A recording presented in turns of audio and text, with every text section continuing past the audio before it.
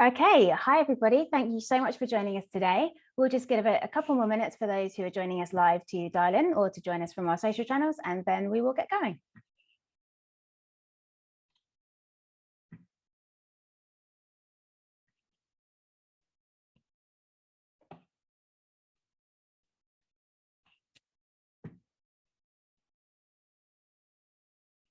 Great to see some people joining. That means I've done all the right things with the technology. That's great news.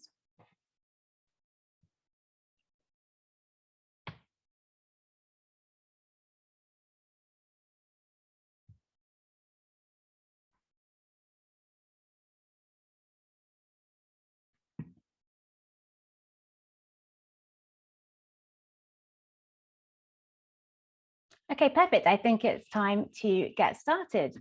So good morning, good afternoon, good evening, depending on whereabouts you are, and welcome to the first of our Community Matters Ask Me Anything sessions. It's a really exciting week for us here at LoyaltyLion, as we've just launched our latest research all about the value of community. You might be wondering why we're so obsessed with community at the moment. Well, firstly, research from the latest community roundtable shows that the average active community has the potential to deliver an ROI of 4,000%. And that number grows each year a community is active. I don't know about you, but none of my channels are delivering quite that much at the moment. Secondly, perhaps more importantly, the more we talk to merchants using LoyaltyLion over the past few months, the more the concept of community has just kept coming up. But with every conversation, it became more and more clear that actually too often what we think is an active customer community is actually just a customer base. So with this in mind, we wanted to conduct some research to get a better understanding of the community-based behaviors that shoppers are actually undertaking for their preferred brands. And spoiler alert, turns out actually there are a lot of what we're calling drifters and lurkers out there who are failing to really drive the value for brands that they could be if they were nurtured into active community members. I've got some great people waiting in the wings here, so I don't want to go into too much more detail. But just to say, if you haven't already had a look through our Community Matters magazine, it's well worth a browse. You can dig into the community matrix, you can map your customer base to those community profiles, and you can find out what's actually driving your customers to behave like insiders that drive long-term value. But for now, back to today's main order of business. I'm really excited to be here today asking our resident experts for their thoughts on everything community-based. We've got some great questions lined up, so thank you to everybody who submitted theirs in advance. If you didn't get to that, don't worry. You can drop your question as it occurs to you into the Zoom Q&A or the chat box, and we'll do our best to cover it in this session. We'll also be providing follow-up content with the answers as well if we don't get to it today. So without further ado, I will introduce our experts. Today, we are chatting with Chris Lavoie, who joins us from Gorgias, Kevin Liu from ReCharge, and Jon Knott from Omnisend. Thank you all so much for being here with us today. I'll hand over to each of you for a quick intro, and as a little icebreaker, perhaps you could each tell us, is there a brand community out there that you're an active member of? And if so, what is it that you love about that community? Kevin, can we start with you? Yeah, I'd go ahead and I've been at ReCharge for about 4.5 years now. I work as the technology partnerships manager here and worked a lot with our customer support and product teams over the last few years to understand our subscribers. And let's see, a community that I'm involved and active in is I'm an avid fisherman, so I hop on a lot of different fishing forums, and I discover a lot of new products, learn new tips, tricks, and stories, of course, with others. And it's been a constant way that I've not only learned about new products available out there that obviously are used in the industry, but also gives me a lot of insights into how others are solving problems when they're finding fish and doing all those things. That's a really great example. Thank you. Chris, how about you? Well, I mean, I always love learning new facts about my friends in the partner world. So Kevin, it's great to learn that you're a fisherman. I'm sure you're quite good at it. So yeah, hello everyone. My name is Chris, and I lead tech partnerships at Gorgias, which is a customer support help desk platform. And I'm fortunate enough to work with all of the great partners on the panel with me today. A brand community that I'm involved in, I would say, is Gymshark. So I'm I try to work out as much as I can, maybe not as much as I should. But I find that Gymshark does a great job having a community where you're not getting hit with sales tactics and they're trying to push things on you. They're really trying to cultivate a community where people can exchange ideas. They have a great social channel as well. So I definitely enjoy learning there. And honestly, it converts me into buying products because I'm hearing people share feedback on certain products that they're buying, experiences they're having with, the comfort, the feel of things. So yeah, that's a great example of a brand that I follow. Perfect. You're an insider. And yeah, I think they've definitely come into their own on the community side of things over the past year as well. Been watching that one with interest. Brilliant. And Jon, over to you. Beautiful. Thank you all for being here today. My name is Jon Knott. I'm the Senior Partner Manager at Omnisend. If you're not familiar, Omnisend is an e-commerce focused marketing automation platform. So email, SMS, and other channels, so you can deliver the right message via the right vehicle at the right time there. But a brand community that I'm a part of. So I think the easy answer is Peloton. During COVID, like many others, was forced to work out in the comfort of my own home. And I thought at first it would be a convenience play, and it certainly is that as well. But I genuinely am just a huge fan of what they're doing, the quality content that they're producing. The convenience factor is still a huge factor, and just it's fun, right? I mean, working out is not always fun, and they've made it pretty fun. So that's one that I can get behind. That's definitely on my hit list of things to try, actually, Peloton. I am fascinated by it. But amazing. Well, thank you guys very much for the intros. We'll get stuck into today's questions. So the first question comes from Glawillan. I think I've probably said that wrong. I apologize. But this question is really pertinent given the e-commerce boom we've seen in the past year. Her question is, how do you think community building has evolved since the acceleration of e-commerce? I think from my perspective, what I've loved seeing is how brands have used content to get people engaged and feeling connected to their communities during a time when we haven't really had much of our usual interaction. Open up to the floor. Anybody else think that community building has evolved while e-commerce has been accelerating? I can jump in here if you'd like. So I think one thing that's been really interesting to see is that, if you think 10, 15 years ago, you had catalogs, right? So paper mail catalogs, maybe you had like an email newsletter. It was pretty one-sided, right? It was, this is what we have to sell. We really hope that you can buy into, whatever it is that we're trying to sell, the value that we're trying to give you. And then that was pretty much it. There was no real, dialogue from that perspective. So now that we have, behavior-based automations via email and via other channels, we're really able to have more of a two-way conversation, a little more of a back and forth, and it's all behavior based, right? So I think that the conversational piece that has come in the past couple of years, and obviously bringing personalization and such, has been really exciting to see. So I think that we'll continue to see more things being more personal, and that two-way conversation hopefully continuing to be a factor. I think that's really interesting, especially because obviously we haven't had physical retail in the same way over the past year. So those physical conversations that you would have with a shop assistant who's representing a brand in store have had to be replicated online. It's a great point.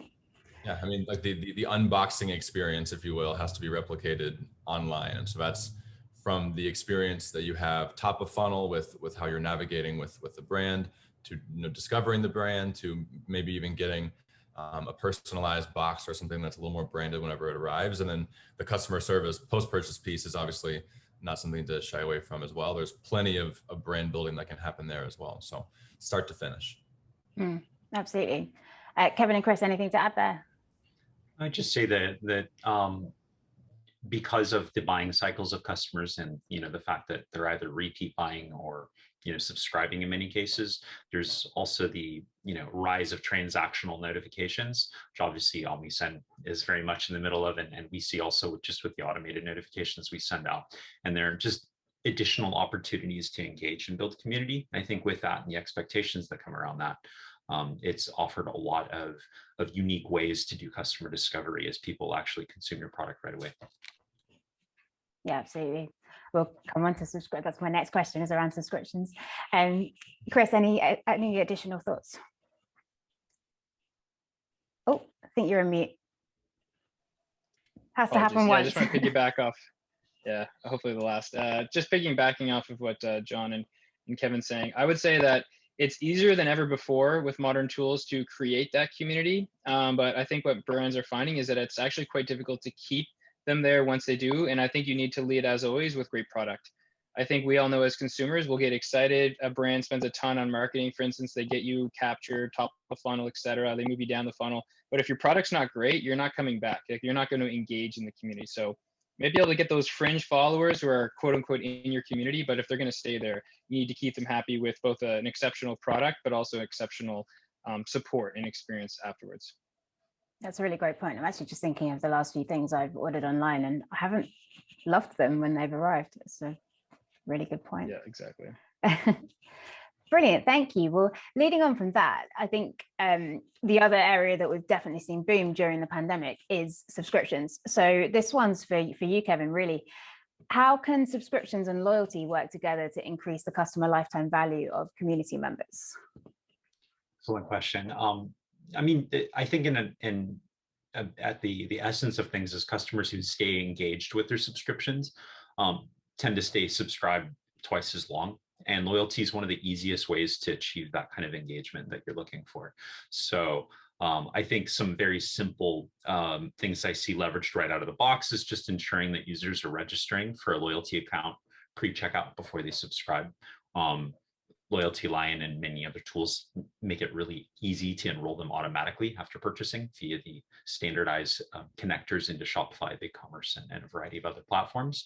So the point there is that from the get-go, they're getting a notification and ideally an update that not only are they a potential loyalty member here and someone that you can build some community with, but you're also rewarding them with things like points and gifts for remaining subscribed to their subscriptions. And I think each one of those touch points, whether it's a message that they're getting via email or SMS at each of those stages, updating them that they have an upcoming order, that they've earned more points maybe after they place that order, and maybe offering opportunities for them to integrate and refer and advocate for this to to basically gamify the whole subscription experience with a loyalty solution, I think is just a really obvious way to provide an additional engagement point on top of just how they're consuming things. So at the base, just setting up a base loyalty account, and then secondly, rewarding subscribers either with double points or additional points or gifts based on how long they've subscribed.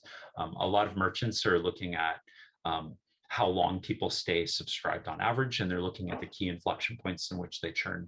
And those are really good opportunities to say, this is a key month or a key week to go ahead and send a notification out, let them know that you're rewarding them for staying engaged with your brand, or do a content piece, and then give them something to spend. Naturally, they're going to spend a little bit more when they come back to the store, or back to a content place that might generate an opportunity to consume again. So that's just a little bit. I could go all day on this one, so I'll pause for a second. Brilliant. No, and I think the idea of gamification is really important in communities. Actually, I love that. Thank you. Going back to the very beginning, so when you're getting started from scratch with a community, I've got a question here from Patrick. He'd like to know, what role do owned channels like email and SMS play in building a community at the beginning? Jon, that's probably one for you.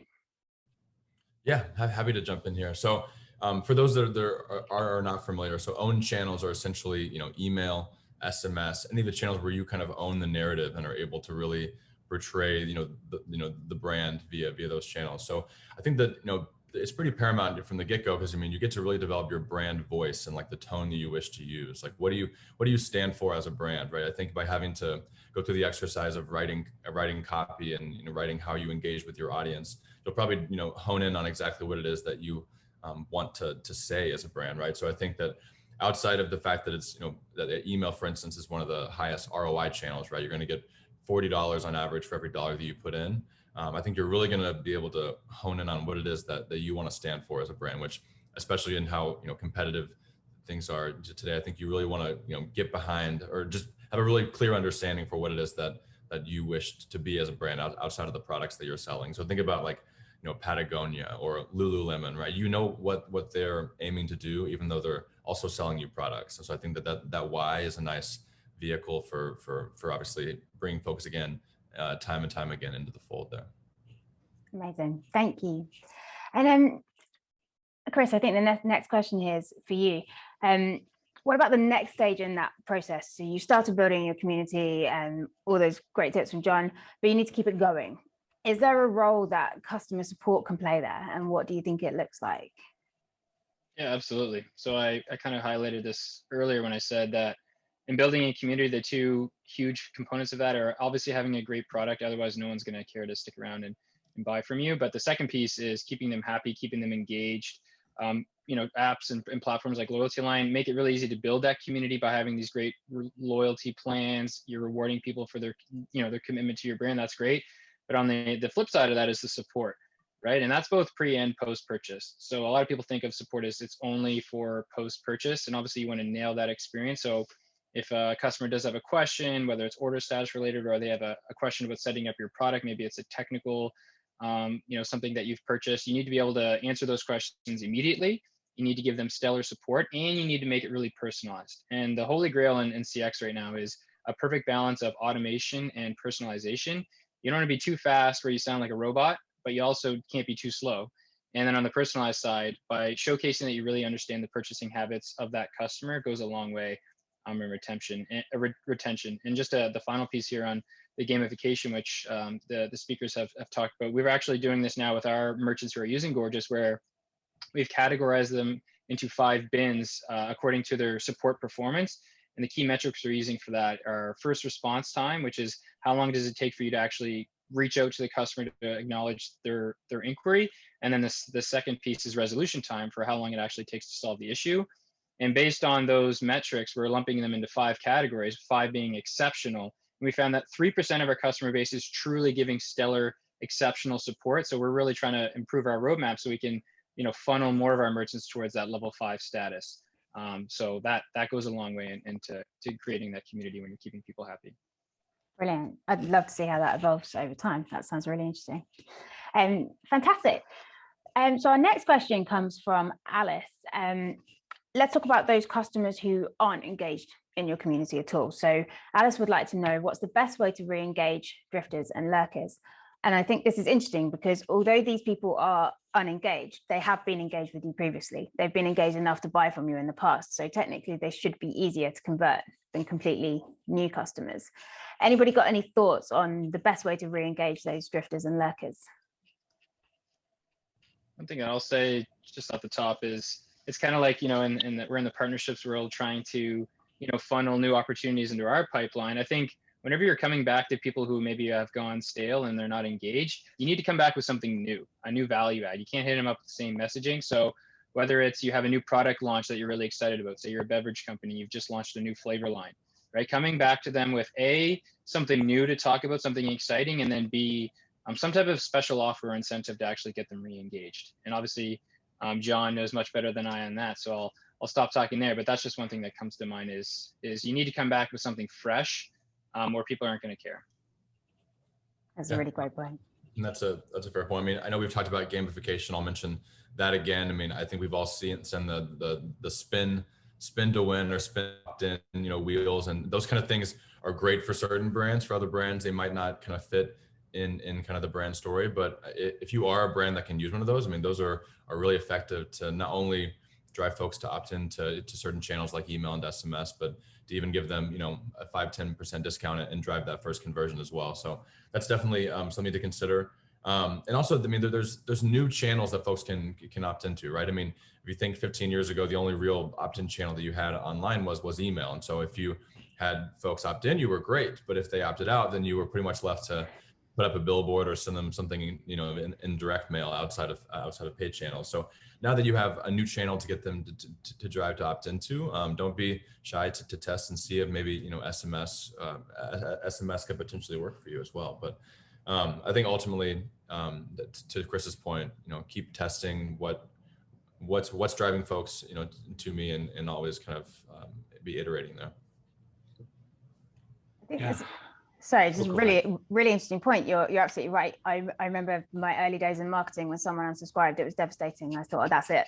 That's the relationship completely over. And it's not like that now, because you can still engage on social. You can still engage with that. An unsubscribe doesn't mean the end of a relationship anymore in quite the same way. Really interesting point. Sorry, Kevin, I jumped over you. No, that was actually a good point. I was just going to add, to what Chris said earlier, a customer or a drifter or lurker is not committing to use either not the right customer or consumer for you, right? They could have been driven in through a channel that they're just really not an ideal fit for your product, or their lack of engagement tells you that there's something missing in your product or experience. So from this, the standpoint of subscriptions, often we look at that, there's obviously additional offers you can make, discounting, things like that. And with subscriptions, often you need to look at things like interval. Have I figured out the right cadence? Or are people, churning off and then staying unengaged because they didn't like the frequency?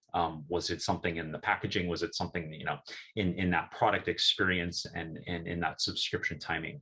And one thing we do find is for sure a lot of subscribers who churn end up one-time buying later and maybe resubscribing up to a year and a half later. So sometimes, to your point, just launching some fresh communications or giving some people some time and knowing when to hit them again is really going to yield a lot. But yeah, the life cycle of a customer is far longer than I think a lot of merchants that we see think about subscribers initially. So. Yeah, that makes a lot of sense. Also, I love it's a message we always forget, and I think you're absolutely right. It might be that they're not the right customers, and looking at the kind of the lifetime value, and is it somebody that just shops with you when you have a sale but never comes back and repeat purchases outside of sale? Customer lifetime value is a really intriguing area. So that's a really great point. Brilliant, thank you. Personalization, it's a really hot topic. Well, I say in the space at the moment, has been for a long time, obviously, but not surprised to see it come up here in a question. Jon, I think this one's probably back to you first, but is personalization important to community building, and where do you recommend starting? Yeah, I mean, I think, zooming out at its core, a community is a group of individuals, sewn together by some kind of commonality, right? So I think you need to understand what that commonality is, I suppose. And so that starts kind of top of funnel with capturing the right data so that you can, communicate with your audience. And so I think from capturing, session data before folks are actually purchasing from you to, whenever they're signing up via pop-up or a form, being able to capture if they're shopping for their dog or their cat. Like it seems silly, but I mean, those are really clear paths where you're able to provide, relevant value sooner. And so I think it's just capturing the right data so that you can provide something that is going to resonate with them and hopefully lead them to convert as well. So I'd say it's definitely important, and especially with iOS 14.5. I don't know if you guys have heard caught wind of this, but some pretty substantial changes coming to how paid channels are able to target customers.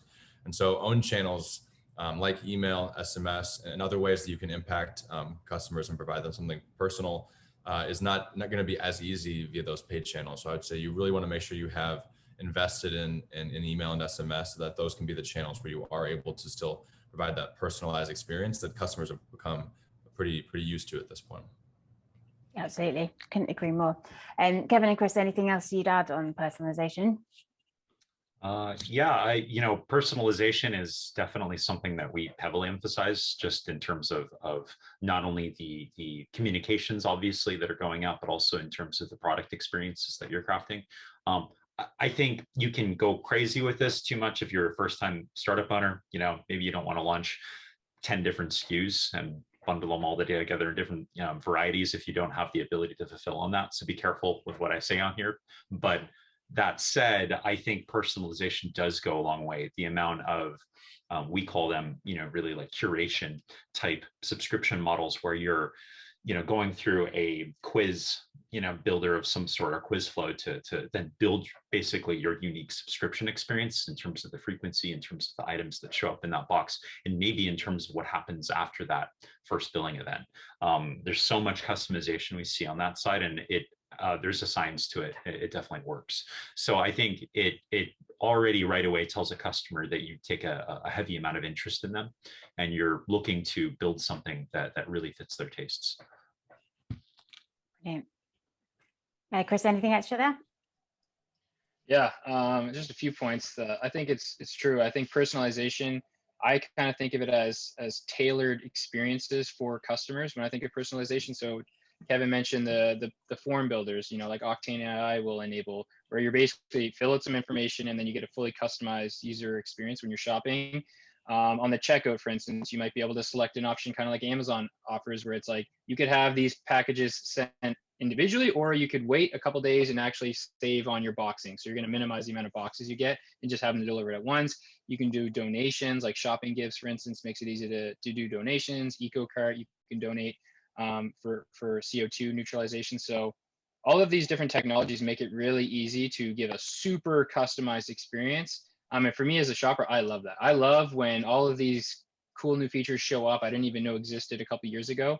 And then on the support side also, I kind of hinted at it earlier, it's just, you need to, as I said, pre and post purchase, show that you understand the customer. So, being able to have all the data associated with their past purchasing behaviors. So support agents, they're demonstrating that, hey, look, we know that you've left maybe a negative review on a product in the past, and I want to, help cater to that and address whatever issue you might have had. So moving forward, you're likely to keep spending. So you basically just need to be leveraging data everywhere possible throughout the entire purchasing experience, and that includes post-purchase. Brilliant. It does. It just always comes back to data, doesn't it? It's particularly with personalization. Yeah. Mm-hmm. Brilliant. Thanks, everybody. So next question is from Amber. Obviously, one of the biggest benefits of community is acquisition, and a lot of that comes from advocacy. So the question is, what's one simple thing I can do today to boost advocacy? And I love that we got a question around this, because it's really the key difference between the value of a supporter and an insider based on our research. So the supporter, sure, they'll review and they'll refer, but the insider will actually then continue to advocate really organically by just talking about you to other people all the time on social, in a community, in a forum, etc. Open to the floor then, what would you say is one simple thing you can do to boost advocacy today? I think one thing I'd just jump in and mention is obviously reward advocates. When you find someone who loves your product, they usually tell you pretty quickly, whether it's in a review or an email. And when you find those, I'll even go old school here, pick up the phone and call them. I mean, these are great people to talk to understand how they interact with your product. They're enthusiastic enough to send you back feedback on that. And if they're the type who's, an influencer who wants to shout that from a mountaintop, give them a platform to do so and give them points every time they convert someone on that. You're right away gamifying that process, and you're telling people right away that, you're almost a partner in our brand. And I think if you start bit by bit on that, that goes a long way. I mean, again, we're in a SaaS business on our side, but in the early days, our CEO got on the phone with almost every single customer that signed up for subscriptions. That doesn't scale, obviously, for the in the long run, but early on, it really just gives you a chance to build that relationship and create advocates organically once they understand and connect with you as a business owner and as another human. Definitely. And that's one of the key value exchanges of the community is the feedback that you can get, that opening up that loop. Definitely. Jon and Chris, over to you.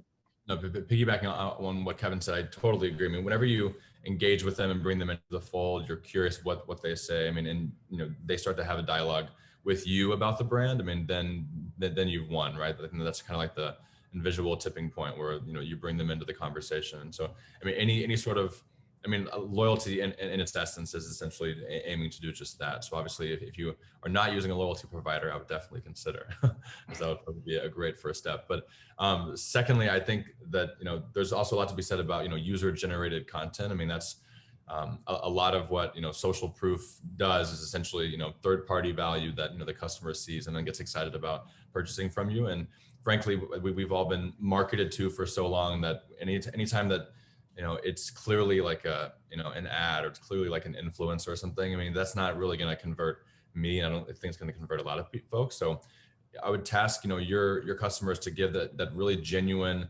user-generated content where it looks like it's like a family that is interacting with your brand, or so-and-so interacting with your brand. It's not someone that is well known, but a genuine person who likes the product and is able to kind of convey that. That is something that I think will continue to kind of bring folks in the fold. Absolutely. Yeah. I think actually that reminds me of a story I heard on another webinar recently. I can't remember the name of the brand, but they obviously they use reviews, they use influencers, all that great stuff. But the most successful campaign that they ran in the last 12 months was they had somebody tweet them and say, "Oh my God, I dropped my phone. Your phone case saved me." And they turned that into a whole ad campaign, and it worked really, really well. So I think, yeah, it's a lot to be said for user-generated content, definitely. Brilliant. So moving on to our next question, I'm actually going to bring two different questions together here. So this is from Annika and Drew separately.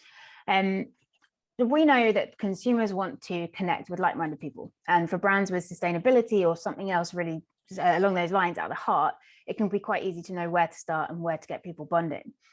For other brands, it might be harder. So I'd love to, the two questions I want to address here. First, my products are useful and attractive, but they're not solving a massive problem. How do I find out what would make my community passionate about my brand?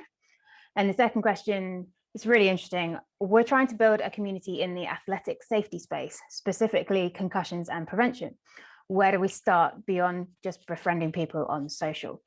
So I'll open up this one quickly with a stat from Community Matters, which is actually 50% of consumers are motivated to join a community or undertake community-based actions by a greater understanding of a brand's story or history. So I think you don't necessarily have to build your community around the fact that maybe you all love cycling or you all love fishing, or the fact that you all love really care about the environment and sustainability. It can actually be about just telling your brand story.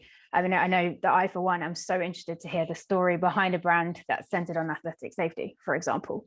So back to the panel, what would you say, how can you find out what brings a community together and makes them passionate about brand?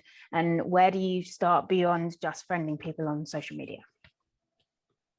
It's a very broad question, but I'll rehash one thing I said earlier. It's a lot of actually what I just said in my last response, and that's I think you have to talk to people, whether it's phone calls or whether it's via chat. Just when you have, definitely, liking is just the first step, right? You need to engage them on their socials, share their content, respond to their posts, agreement, disagreement, be authentic. That's fine, and especially when you're first starting out, you can get away with just being really, really straightforward without legal departments filtering things, like get out there and talk to people, because more than likely, even if you have a product that isn't solving some massive problem, there's a story there that drew that first customer to your product. And that problem and the story connected to that problem is the story you want to share.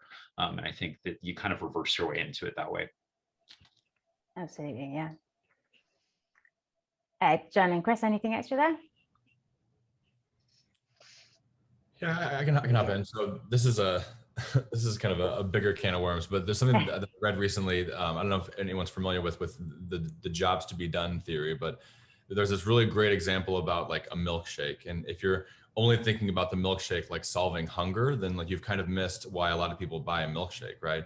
Maybe they have like 30 minutes to eat and they have to go into work, or maybe they want something to spark joy because they've had a rainy, dreary day. Maybe it's their one day they get to spend with their son or their daughter, and they go and get a milkshake for fun, not even necessarily because they're hungry. And so I think thinking about your brand like that, like even if it's not something that if there's not a problem that you're solving, there's still a why behind why folks can get excited about purchasing from you. And so I guess think about what the job to be done is around your product. That might be helpful too.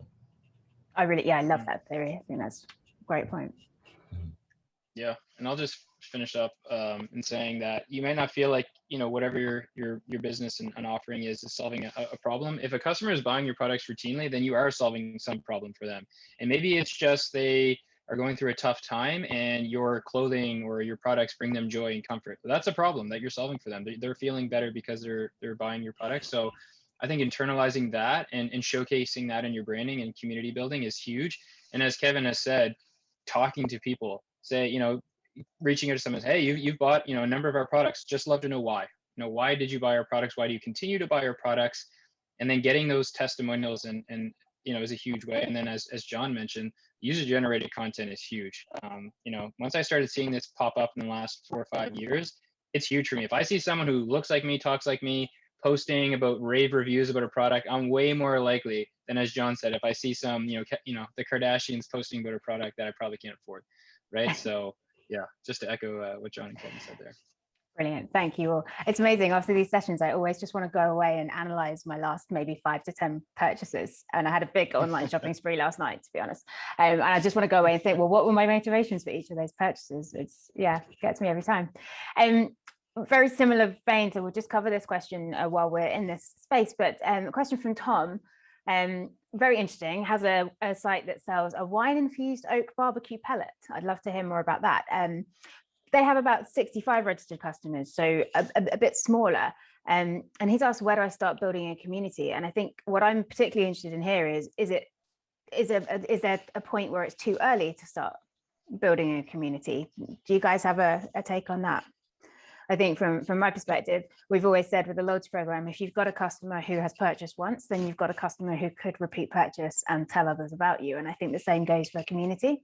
You've got to start somewhere. So it's never too early from my perspective. I don't know if you guys would agree with that. Yeah, maybe it's not like you don't need to invest a ton of time, certainly into actual tools to build that community. Really, at this stage, you really want to focus on delivering a great product, no surprises, fast fulfillment, smooth post-purchase experiences. And if your customers love it, then they'll start to become advocates for you, and then you can really hone it into a formal community. So obviously not too early to start, but that shouldn't be the priority at that stage. It should really be the great products and great support. Yeah, echoing the same. I basically think in the sense that talking to people and communicating with them is building community. I think you can do that from day one, the second the first person signs up, as long as, Chris's point, it's not taking away from product in, product out, money in, money out. So you want to get, at the end of the day, you want to keep that running, especially early on, to make sure that your product's reliable. But I think if you're missing you're the first person, the first 65 that signs up to give you money, those are amazing people to talk to and engage with right away. So I mean, that's where I would start immediately. And I agree. I don't think you need to have a real formal kind of system and a lot of infrastructure built around how that's done right now. It's just more about getting out there and doing it. Yeah, I totally agree. I think it's like, a lot of the things you're going to be doing in this stage are unscalable, right? Those one-to-one conversations. And then eventually, looking towards the future, eventually it will become unscalable, which is a good problem to have. And then you'll start to look for ways you can do more one-to-few or one-to-many, things that might kind of support what you have been doing prior. But yeah, if you have customers that you're able to connect with, that's going to be invaluable in terms of getting to understand what that could look like in the future. Brilliant. And I think there's probably a lot of community building you can be doing without putting too much time and effort into it that you don't necessarily realize are community building. So if we define community-based actions as things like referrals and reviews, well, you're probably requesting those things from your customers already. So you're probably doing a lot of it without realizing. But then you could look at it as, okay, I'm already doing email, I'm already doing SMS. How can I work the community element into all the channels I'm already running instead of adding whole new ones around that? So I think, yeah, that integration piece is quite important. One thing I just wanted to add, oh, so sorry, that just was top of mind that I don't want to forget. And I was reading this thread on Twitter yesterday about the biggest lessons from Elon Musk in building a great company. And one of those points was consistently on the lookout for essentially negative but constructive feedback. So I think it's great to look at all the positive reviews you're getting, and you want to spin those people into even bigger brand champions. But also, if you're able to convert people who are saying some pretty nasty things, they clearly had a bad experience, they're unlikely to be a repeat purchase, and you can convert them and then get them to give you some testimonials and give you some love, then that goes a long way. So I think, as Kevin mentioned, talking to customers who also love your products, but also think it's really important to also spend a fair amount of time talking to people who might have had an unpleasant experience, because it's going to help you refine your product innovation, but it's also going to help you refine your support process, for instance. 100%. Totally agree. I can't tell. I've had a couple. I mean, I can't remember in particular, but I've had negative experiences with the brand before, and I reached out and I said, I would want to hear this if I was you. Like, this was my experience, and then I think I've done a full 180 on a couple occasions where it's like the customer experience was so great, or they genuinely heard me out, or they kind of gave me more insight into the brand. And then I actually became like a brand advocate after that point. So I would agree, like those people that are vocal with you whenever things don't work out are also the same people that will hopefully be vocal about your brand whenever things do work out. So those are great opportunities for sure. 100% agree with that. Fantastic. Thank you. Our next question comes from Cinnamon. So I love that people are already using this community language of lurkers and insiders and things in their questions. But how do you filter your true community from your lurkers when people are constantly friending and unfriending you? How can you minimize people kind of going backwards in that community status? I think this is a really good question, and you can find lots of ways to track people's behaviors. It could be their referral revenue, or it could be whether or not they're engaging with your loyalty rewards and things. I think your insiders are likely those with the highest lifetime value and the highest repeat purchase rate. So keeping an eye on that metric and catching people who haven't purchased in the time frame that you might have expected, that's probably a great place to focus your attention. To the panel, do you have any thoughts on how to tell your true community from your lurkers and sort of minimize them moving backwards in that life cycle? I'm going to pick on Jon. Some of the first places that I look are you know, kind of like on a customer matrix, if you will, right? So how recently did this customer purchase from you? How frequently does this customer purchase from you? What's their average, you know, order value, and potentially what's their CLV? And so there's going to be different messaging for each type of customer based on, you know, some of those variables, I suppose. So begin to think about like how you can tailor your messaging per where they are on your customer, you know, life cycle matrix, if you will. So if they used to be a customer that shops from you like once a month but haven't in a while, like how can I bring that person back into the fold with messaging that's specific to them as a customer? Or if there's someone that has ordered from you recently and frequently, and their AOV is one of the highest that you have, like what can I do to not ever lose this person? This is clearly someone that is an advocate for my brand. So just start to think about, you know, your customers in a few different ways, and then segment your messaging so that you can kind of be talking to them in ways that are going to be relevant for them. Brilliant. Kevin and Chris, any further thoughts on that? Well said comment. Yeah, on the last response, I don't have a lot to add to that. I think really, I think you need to define metrics. They're going to vary per your business, you know, depending on your product line, depending on your business. So, you know, for some, you know, how long you're subscribing, if you're doing a subscription product, how many repeat purchases, and then also, you know, if you already have some community engagement via some, you know, forum, how often they're posting and engaging with your content at a minimum is probably where I'd be starting. And if they're going backwards, again, I probably keep, I'm sounding like a broken fiddle here, but basically, I think if you just have those discussions with those people right away, there's a story there and there's something to learn, and that might improve this. So. Brilliant. Great. So we've got a couple more minutes. So I'm just going to pick some questions that we've had come through as well. So we've got a follow-up question from Alice, actually. Any new channels I should consider adding to keep things fresh? What kind of channels do you find have the most engaged customers who are kind of having active conversations daily? I think that probably depends a little bit on the brand, because brands will use different channels, but any thoughts on that? I think for me, it's probably a case of, well, what channels do you have up and running? If Facebook is where a lot of your audience are, then a Facebook group is a great place to start the community. If you're a kind of much bigger established brand and you've got the resources, then you could look at a Sephora style forum of your own. And that's, yeah, probably where I would start. Look at where your customers already are. One channel I'll say that maybe not a lot of people think of as an actual channel is live chat on your website. So obviously, Gorgias being a customer support help desk. For me, you know, if you're talking to your customer, even if it's a bot or a live agent, if that's not a channel, then I'm not really sure what is. And so we very much believe that live chat is a great channel. We know that 75% of customers and consumers who message into your business have the intent to purchase, right? And so, you know, some of our brands are having 10 to 100,000 conversations a month with brands. So 75% adds up a lot. And so I definitely think implementing some form of live chat, ideally 24/7, but even if it's 24/5, that's great. And then for the rest of the time, being able to manage that with conversational bot type functionality is key, because you're still kind of having that conversation with a customer, certainly pre-purchase, which is going to keep them engaged and drive them towards that purchase. So that's one channel I would definitely recommend. I really wish I could remember the actual stat from the research, but the ability to actually interact with a brand to individual was one of the key drivers for joining a community as well. So I completely agree. Fantastic. We also have a question here from Hadrian. Do incentives to purchase